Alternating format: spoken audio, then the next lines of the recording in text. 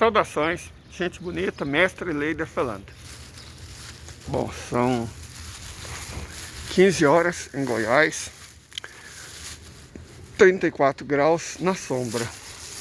Não ali, debaixo daqui, esse céu aqui, garanto pra vocês que está mais 34. Mas eu estava vendo as imagens, particularmente essa. E aí a gente para e pensa, o que deu errado? De verdade, o que deu errado? Porque um povo, ele tem que sofrer tanto, certo? A história do povo palestino, nos 400 anos que teve sob domínio otomano, é uma história de relativa paz, de convivência pacífica, sabe? Foi um povo muito tranquilo, não participou da Primeira Guerra Mundial, não participou da Segunda Guerra Mundial. Povo tranquilo. Mas tudo mudou quando os ingleses chegaram. O inferno dos palestinos começou quando os ingleses chegaram, os britânicos, claro. Foi também quando começou o inferno dos indígenas nativos da América do Norte. Começou o inferno dos chineses. Começou o inferno dos indianos. E eu vejo muita gente que fala, se o Brasil não tivesse sido colonizado por Portugal, seria um país desenvolvido. Só olhar para a Índia, para a Guiana, para a Nigéria, para a Palestina. E a gente tem uma ideia muito mais realista do que seria o Brasil se não tivesse sido colonizado por Portugal. Cara, eu amo português, eu amo a língua, eu amo os costumes, eu amo o hábito. Muito das merdas que aconteceram no nosso país e cuja culpa se atribui aos portugueses, na verdade, é nossa. 2/3 da escravidão, 2/3 dos seres humanos escravizados da África foram trazidos para o Brasil após a independência, certo? Uma parte substancial do extermínio indígena foi feita após a independência. A concentração de terras foi legalizada após a independência. Não é que Portugal tenha culpa de todos os nossos infortúnios, certo? A maioria dos nossos infortúnios foi causada não por Portugal, mas pela nossa elite. Quem já leu O Povo Brasileiro, Darcy Ribeiro, entendeu isso com muita clareza, certo? Entendeu isso com muita clareza. Gilberto Freire, claro que ele tem uma visão meio complicada, né?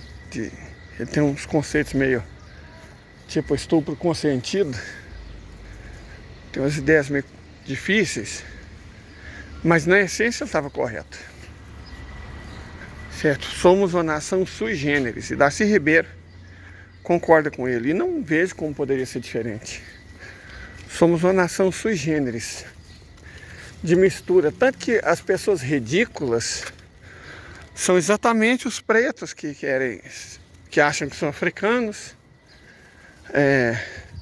os sulistas que acham que são europeus, sabe? Essa gente mais ridícula, seja identitarista ou racista, aí podemos aplicar a teoria da fechadura, né? São exatamente as pessoas que negam que o Brasil tem de mais extraordinário, que é a mistura, a miscelânea. Isso é inquestionável. Nesse aspecto, o Brasil é uma civilização única dentro do contexto da grande civilização latino-americana. Nós somos um caso sui generis. E se a gente for analisar, tem uma semelhança com os palestinos.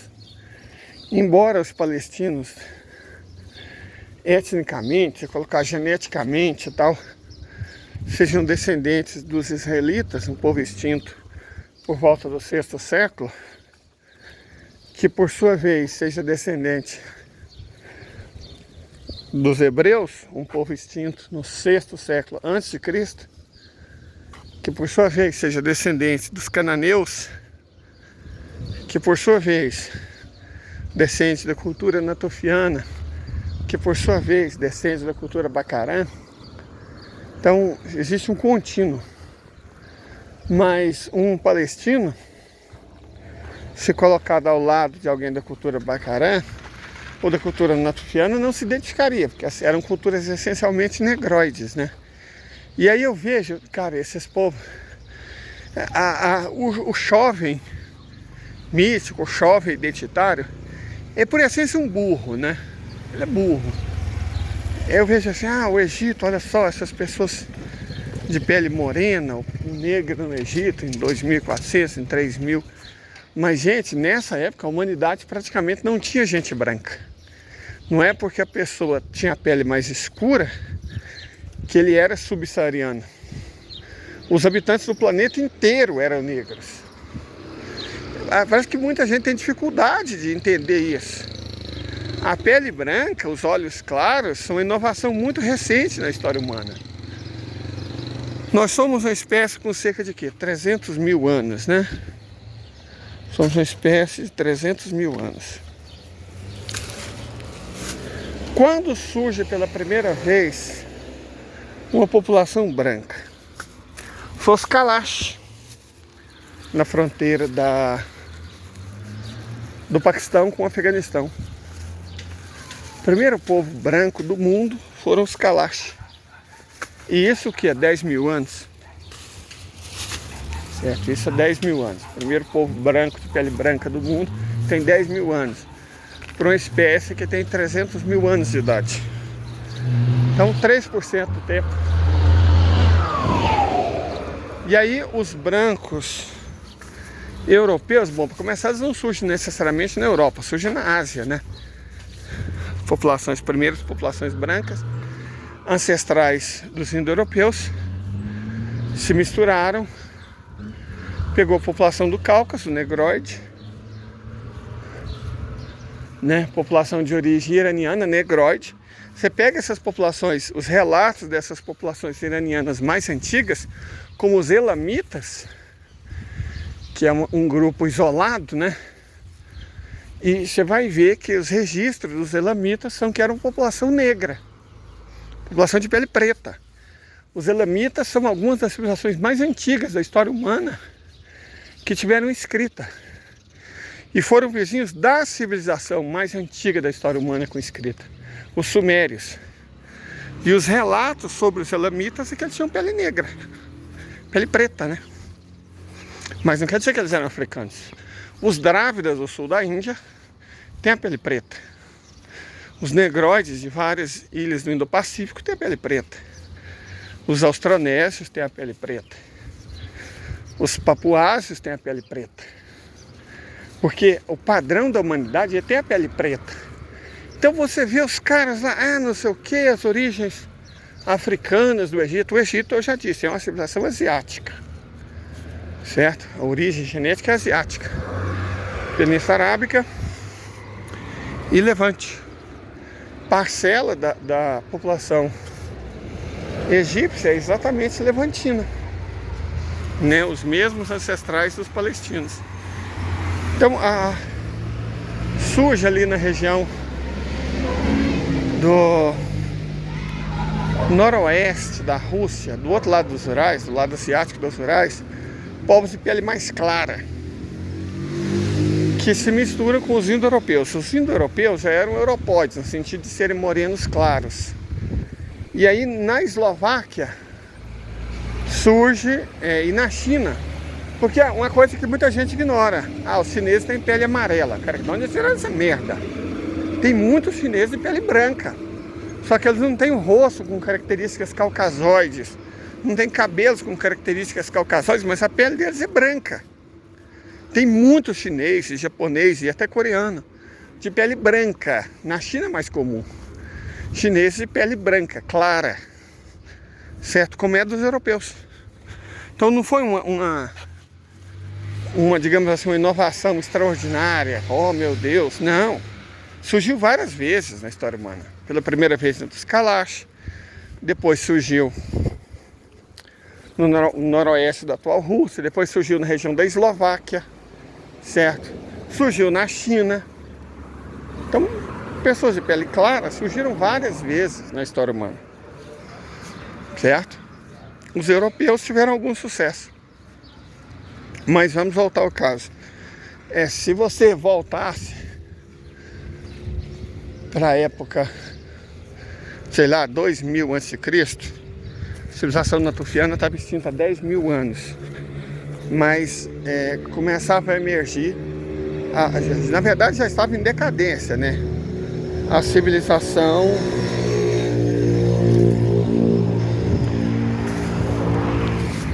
cananeia. A civilização cananeia já estava se dividindo entre aquilo que seriam os fenícios, aquilo que seriam os ixos e aquilo que seriam os hebreus.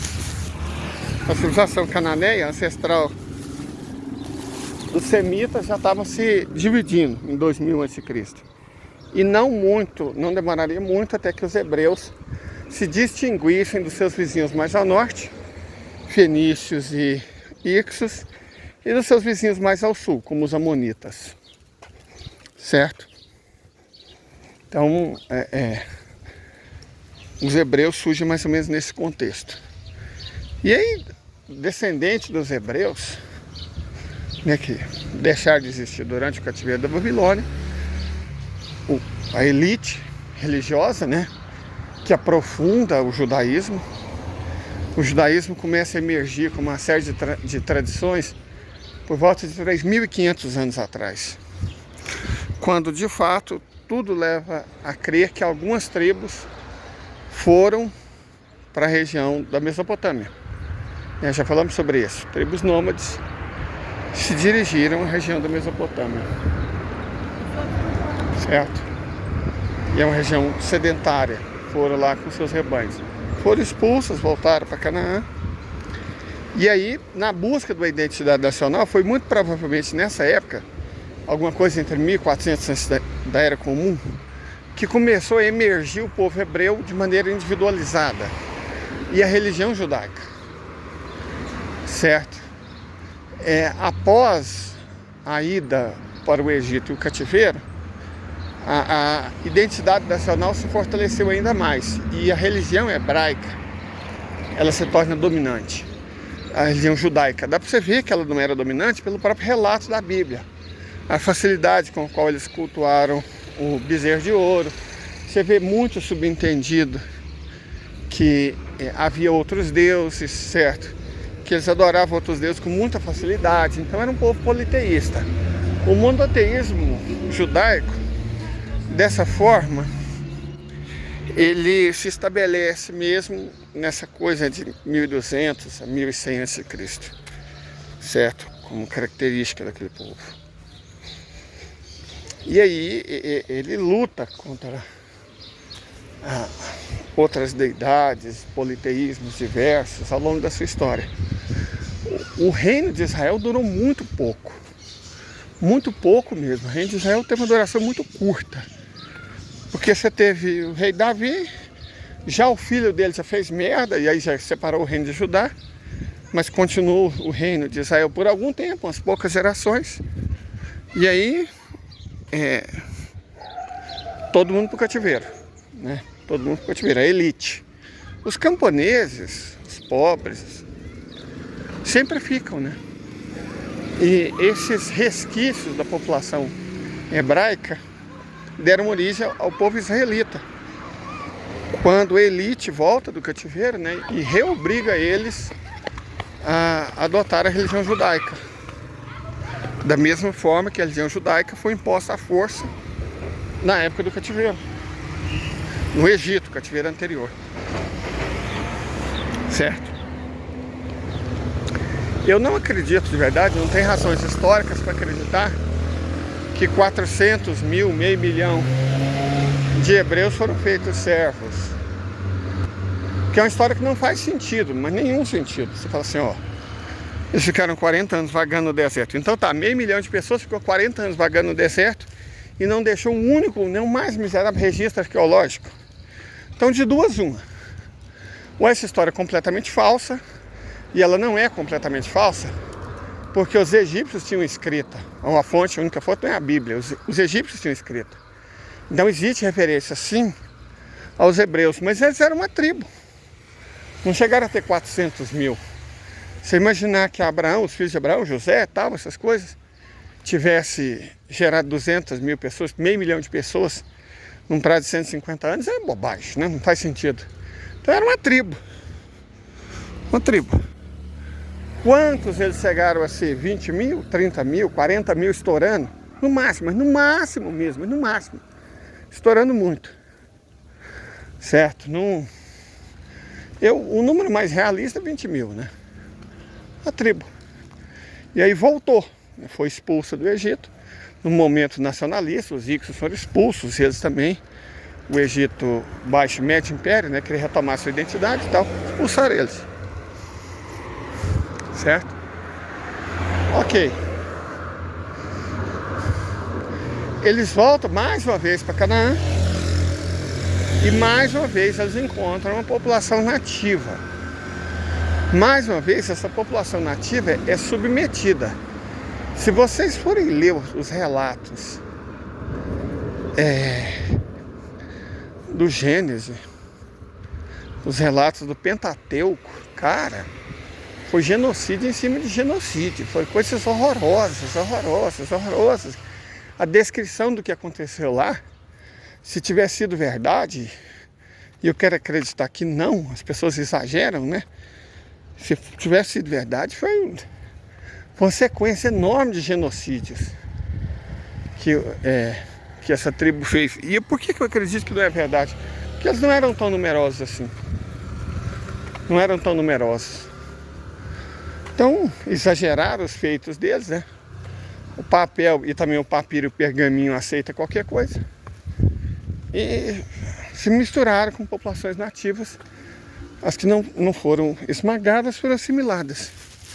Então veja, até aí, querendo ou não, quando...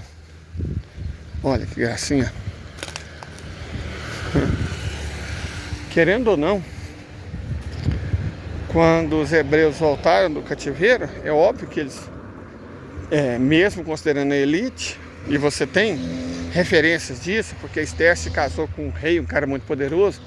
Então, quem foi exilado foi a nobreza. E essa nobreza se misturou com a nobreza persa, se misturou com a nobreza assíria, se misturou com a nobreza babilônia. Isso é óbvio. Então, quando voltaram para submeter mais uma vez as populações palestinas nativas, eles trouxeram elementos culturais. O monoteísmo não surgiu entre os hebreus, o monoteísmo surgiu entre os povos indo-arianos. Não foi nem na Mesopotâmia, foi entre povos indo-arianos que surge pela primeira vez, né? Então, eles trouxeram elementos indo-arianos que fortaleceram a religião deles, que foi usado para fortalecer. A Bíblia não foi escrita, os livros mais antigos, não foi escrito na época do cativeiro no Egito. Foi escrita quando eles já estavam de volta em Canaã. Certo? Então tudo aquilo é memória histórica. E a memória histórica vocês sabem como é que é, né? Então, os livros mais antigos da Bíblia foram escritos o quê? Por volta de 800 antes da Era Comum. Então, no mínimo, 200 anos, com muita benevolência, após os supostos eventos do Egito. Então, quando foi escrito, o viés de confirmação, nós precisamos de uma narrativa que enfatize os nossos mitos históricos e que enfatize a ideia do monoteísmo, então ela já estava muito bem estabelecida. Já estava muito bem estabelecida. Não foi uma coisa inventada na hora. Relatos. Jó, por exemplo. Jó é um poema, o livro de Jó é um poema. Herdeiro de tradições culturais daquela região. E como é que a gente sabe disso? É porque os hebreus não eram o único povo que tinha escrita. Os cassitas tinham, os hurritas tinham, Os babilônios tinham, os assírios tinham, os caldeus tinham, os acádios tinham. Então, histórias muito parecidas, igual, por exemplo, a Arca de Noé. Cara, é quase uma cópia da epopeia de Gilgamesh. Então, isso prova que essas tribos que deram origem aos hebreus, essas tribos cananéias que deram origem aos hebreus, incorporaram muitos elementos sumerianos através dos acádios, certo? Incorporaram elementos culturais, elementos religiosos, histórias. Quando eles estiveram no Egito, também incorporaram muitos elementos egípcios. É assim, é mistura, certo? E aí impuseram, a partir de uma classe sacerdotal, impuseram isso às populações nativas de Canaã. Foi assim que os cananeus se transformaram em hebreus, que se transformaram em israelitas. E eles foram extintos. Porque num determinado momento o Império Romano deixa de existir, certo? Ele deixa de existir. A região recupera alguma autonomia. Sob o domínio dos macabeus, eles impõem o judaísmo à marra ao povo de Amon, os amonitas, né? Que inclusive falavam uma língua muito parecida, certo? Impõe o judaísmo aos amonitas. E essa classe sacerdotal, ele entendeu que quanto mais prosélitos, quanto mais fiéis, mais dinheiro ela ganhava, mais poder, mais prestígio. Então hoje o judaísmo mal aceita conversões. Mas naquela época, o judaísmo impunha a conversão. E a história genética mostra isso. Porque você acha a partir do 6º século, do 7º século da nossa era, uma mistura cada vez maior de sangue asiático nas populações da Palestina e nas populações de religião judaica. Uma mistura cada vez maior de sangue asiático. Quer dizer que eles migraram para o norte, impuseram a fé deles para o norte, certo? Impuseram a fé deles para o norte. E foi numa dessa, indo para o norte, que eles converteram os házaros. E os házaros é uma história interessante, porque, ao que tudo consta, Kiev não foi fundada por russos. Kiev foi dominada por russos, mas ela foi fundada exatamente por házaros. Então, isso combina com a história genética. Nesse momento em que os israelitas deixam de existir geneticamente, eles desaparecem geneticamente entre o 6º e 7º século, na verdade. No 7º século, eles desaparecem geneticamente. Perfeito? No 7º século, eles desaparecem geneticamente. E a referência aos házaros são do fim do 8º e início do 9º século. Então houve um período de cerca de 150, 200 anos, em que nitidamente eles se expandiram na direção do norte. Começa a incorporar sangue armênio, certo? Começa a ter uma mistura, que a Armênia original não ficava onde a Armênia está, ela ficava bem mais ao sul, certo? Então começou a incorporar elementos armênios, elementos gregos, já desde a época da dominação macedônia. Então você já começa você já começa a ver uma miscigenação profunda e a adoção de elementos não cananitas, certo? Eu estou falando Canaã enquanto região histórica. É uma parte do Levante, a parte oriental do Levante, é o litoral do Levante. Se a gente divide o Levante em dois, pega o vale do Jordão como referência, né, e do Orontes. Então, Canaã é a área que fica entre o Mar da Galileia, né, pode considerar ele como nascente do Jordão, e o Mediterrâneo, entre as montanhas do Líbano e o deserto do Negev. Essa é a região histórica de Canaã. Certo, essa é a região histórica de Canaã. Que é como eu disse, a porção oriental mais meridional do Levante. Certo? Então você vê populações cananitas, e eu estou falando, mais uma vez, vou repetir, Estou usando Canaã como referência geográfica. País no sentido francês do termo, área geográfica, certo? Região. Então, você vê essas populações canaanitas tem uma mistura cada vez maior de sangue asiático do norte. E aí você percebe que muitos judeus que saíram, pessoas da religião judaica, começam a se misturar com populações asiáticas cada vez mais ao norte. Nessa entra os házaros, né, que se convertem ao judaísmo, e é através disso que de repente começa a aumentar a população judaica na Europa Oriental.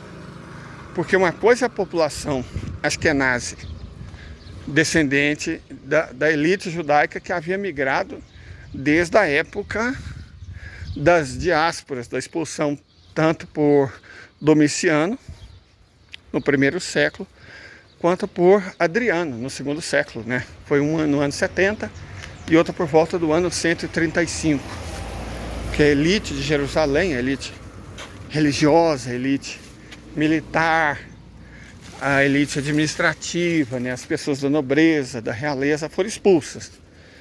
Os que não foram expulsos no ano 70 por Domiciano foram no ano 135 por Adriano.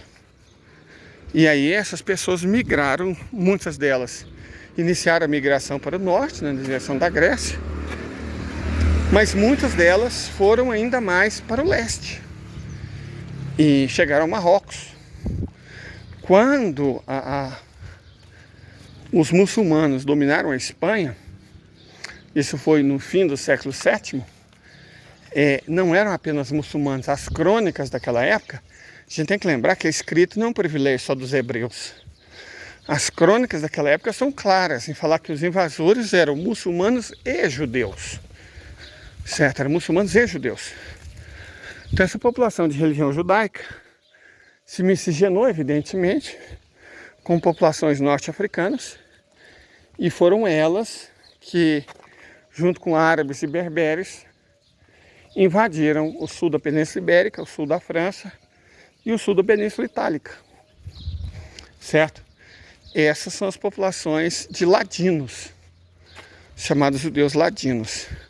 Os Ashkenazi, eles têm origem em populações que vieram mais antigas, mas em populações de religião judaica do leste da Europa, que você pode traçar a essa ida dos judeus para o Cáucaso. Isso foi por volta a saída foi do Cáucaso, foi por volta do século VI, século VII.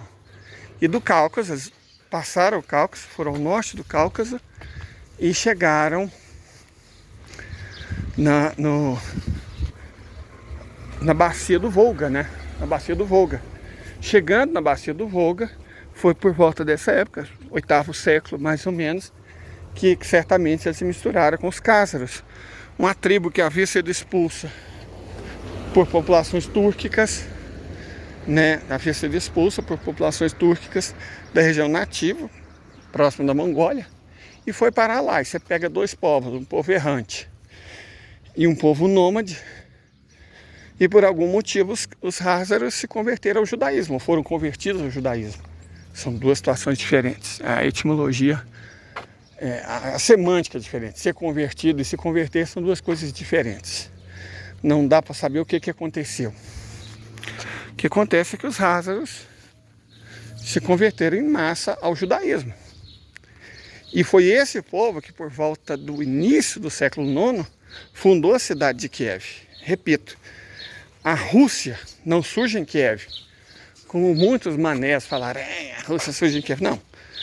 Inclusive eu estive nessa cidade, eu já fui na Rússia, eu já passei na cidade onde a Rússia foi fundada. É Velik Novgorod que chama. Velik Novgorod. Uma cidade na beira de uns lagos bonitos para carvalho. Sabe, Velik Novgorod. Foi essa cidade que deu origem à Rússia. Perfeito? Não foi Kiev. Kiev foi tomada. Se tornou importante, mas Kiev não foi fundada por russos. Kiev foi fundada por házaros. Olha só a loucura. Certo? Então os házaros existiram. E muito provavelmente foram os responsáveis pela expansão da religião judaica no leste da Europa. Os Ashkenazi.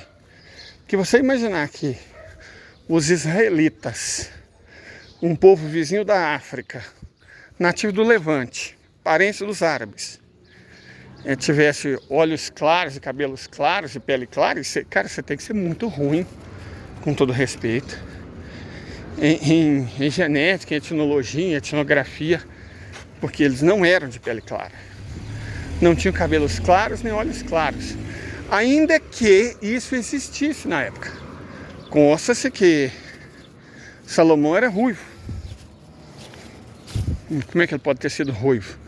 Porque a mãe dele supostamente era loira. Mas como é que a mãe dela foi loira? Porque existia escravidão, gente. Sério, para e pensa. Já existia escravidão. E as escravas loiras eram muito caras, muito valorizadas, né? Então não é incomum que as classes dominantes, que tinham mais dinheiro, que compravam escravas, no caso, mais valiosas, comprassem escravas loiras e com isso tivessem filhos claros, existissem aos poucos pessoas claras. Na elite, esse era um fenômeno. Esse era um fenômeno. Então não é que não existia judeus claros, é claro que existia, né? É evidente que existia. Mas eles eram muito raros e circunscritos à elite. Na verdade, descendentes de concubinas, de princesas, de escravas muito caras da elite. Perfeito? Existia assim. Falava-se que os sumerianos, ancestrais dos russos, os sármatas, tinham um cabelo loiro. Certo? E esses povos existiam na época. Então, à medida que eles foram para o norte, eles foram se misturando com povos de pele mais clara, de olhos mais claros, de cabelo mais claro, e deram origem aos Ashkenazi. Certo? A partir de forte sangue házaro. Certo? Forte sangue házaro.